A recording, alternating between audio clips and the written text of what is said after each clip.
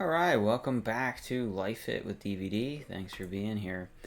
Today, I wanted to talk about who is really driving your vehicle, your body vehicle, your vessel, and how to reprogram your life's autopilot.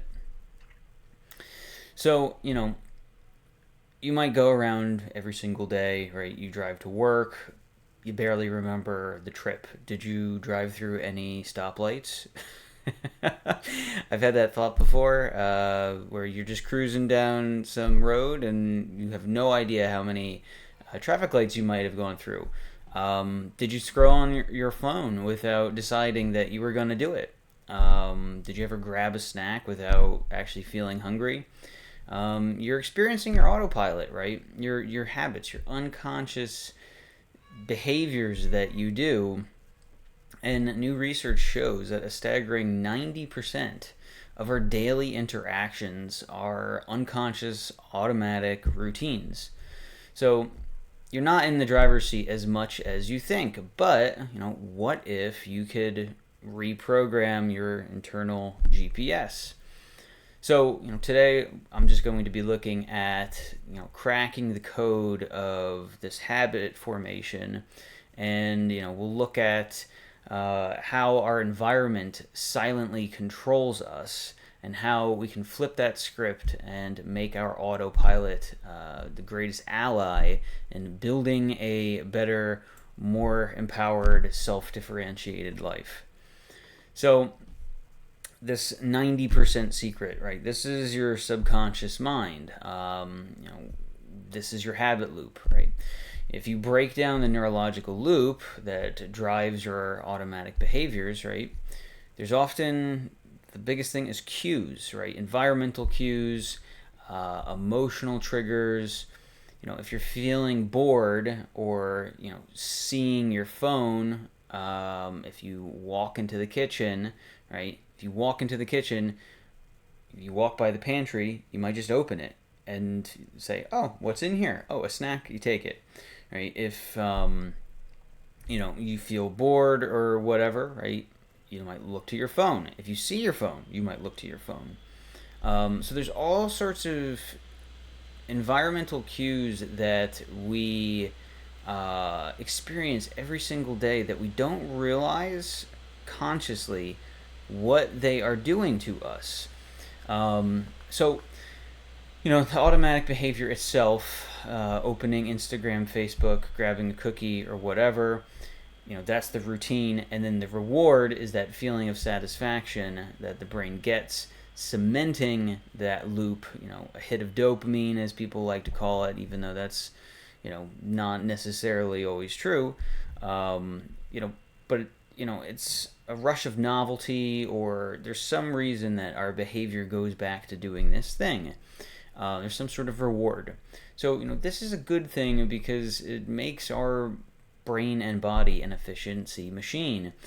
Automating the routine tasks like brushing your teeth, driving your car, all of those things that you take for granted in your daily life. And this frees up precious mental energy for complex problem solving, thinking about the things that we need to do, the priorities of things, how to organize certain things, how to fix them, whatever. So the problem isn't the autopilot, it's that we've unconsciously programmed it with basically bad code. Garbage in, garbage out. So the environment is the invisible designer here, and there's also a 2/3 statistic that recent studies show 2/3 of our behaviors are triggered by environmental cues. So your surroundings are silently giving you the commands all day long in how you interact with these things on a regular basis. So if you see your phone on your desk, right? That's the cue for distraction. I'm looking at it right now, and I'm like, oh, what's going on? It's also the candy in the bowl, or the cookie jar or something like that. If it's put out in front of you, that can be a cue for mindless eating.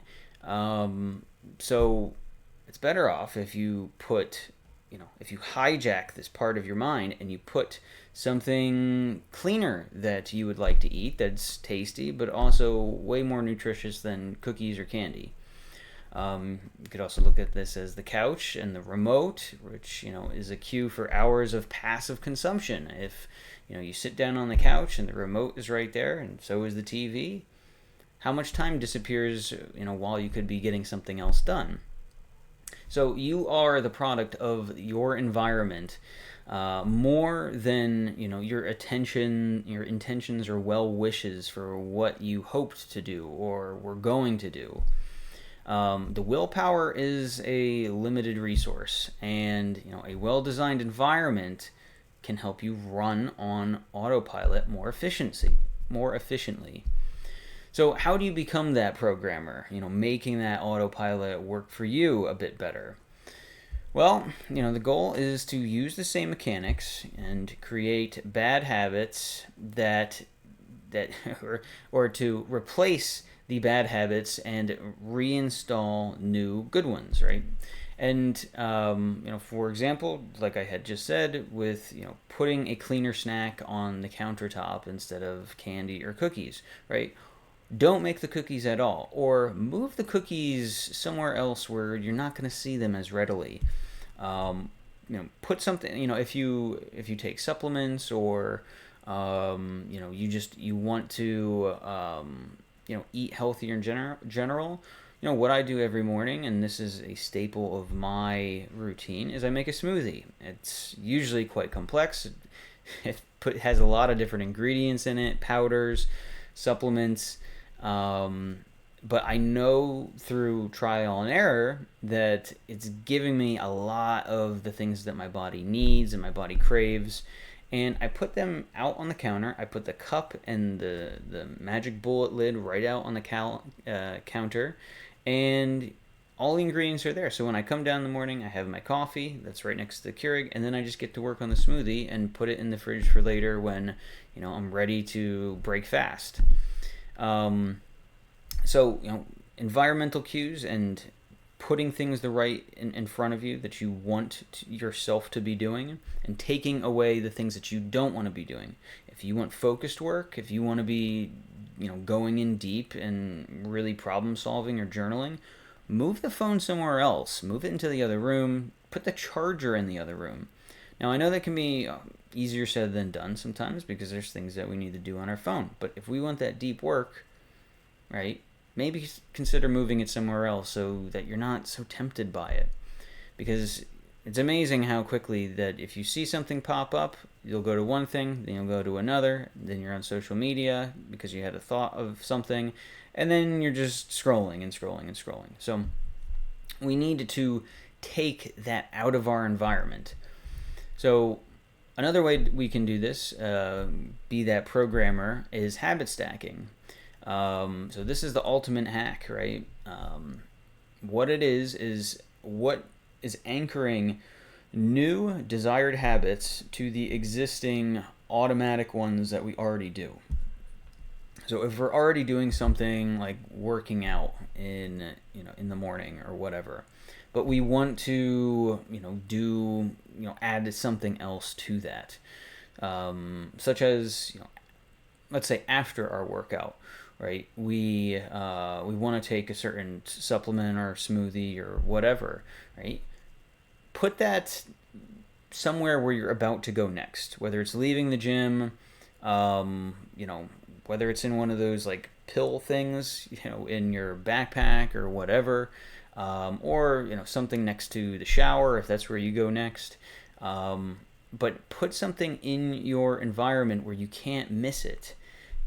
That way, your brain and body will be like, "Oh yeah, I was gonna do this." So you just do it, and it stacks to the habit. Now it takes some time, but there's going to be a before habit or an after habit, and then the I will habit, which is the new one. So another example is you pour your cup of coffee in the morning, the established habit, and then let's say you're gonna meditate for 15 minutes or, while it cools. That's the trigger, right? But you're piggybacking on a new existing cue that you already have. So you always can restructure your environment as well. So if you have a cluttered desk, right, remove the distractions off of your desk that you regularly waste time with. So make good habits easy and bad habits hard. That's the goal here. So if you want to read more, remove everything from your desk. Put the book that you want on your desk or maybe your pillow at night, maybe next to the Keurig or the coffee maker in the morning, depending on when you want to do it. If you want to eat healthier, pre-cut vegetables, place them at eye level in the fridge, something like that. Move chips or any other junk food out of the house, put it in the trash, right? You won't miss it. You won't. Your body and brain just need to readapt to not having that stuff because that food is designed to make you addicted. If you want to stop scrolling in bed, charge the phone in the other room. Get an analog clock. Right? Just easy things. These are easy things. So the power of tracking and the 2 to 6 month rule. So, forget 21 days. Research shows that it takes an average of about 66 days, which is about 2 to 6 months, for a behavior to become truly automatic. So this is not a marathon, it's a marathon, it's not a sprint. And you need to just lower your expectations and just stick to the habits. Stick to the simple baby steps habits. So how do you track it, right? How do you do this, right? Don't rely on a feeling. Use a simple calendar. You can put it up on the wall next to, places that you frequent, and you can put this on your phone too if you find that helpful and doesn't distract you too much. But the act of marking something or tracking it provides a small little hit of dopamine, that reward that can create that visual proof for you that you're making progress, which is incredibly motivating, not to mention how you'll probably feel better too because you're doing these good habits. So then, ultimately, the 50% alignment rule, and this is your hidden ally. So this is a hopeful statistic that nearly half of our automatic actions already align with our goals. So if you automatically brush your teeth, put on your seatbelt, and likely many other healthy, responsible things, this proves your autopilot is already capable of working for you.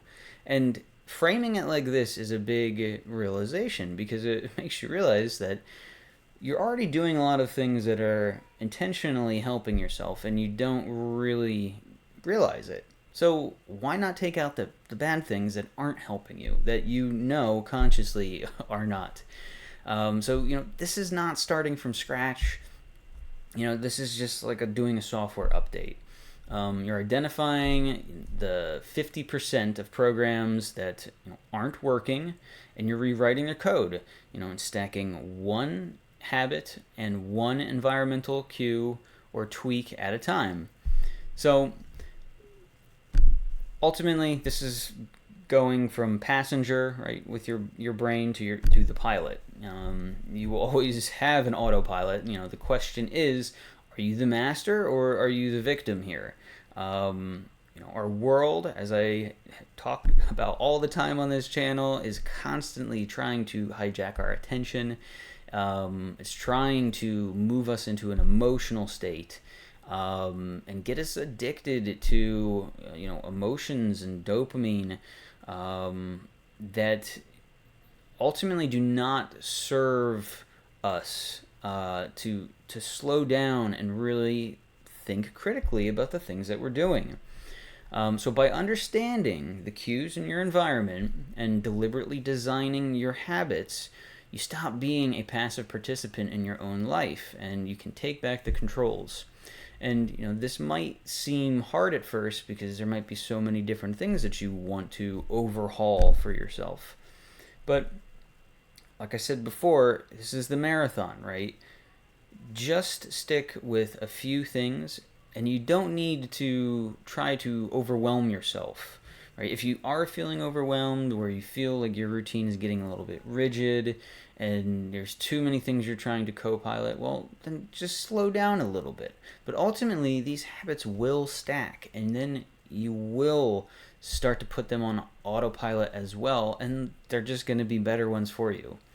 So, challenge for you: what is one of the habits that you can stack onto your existing routine this week that you think will help you better?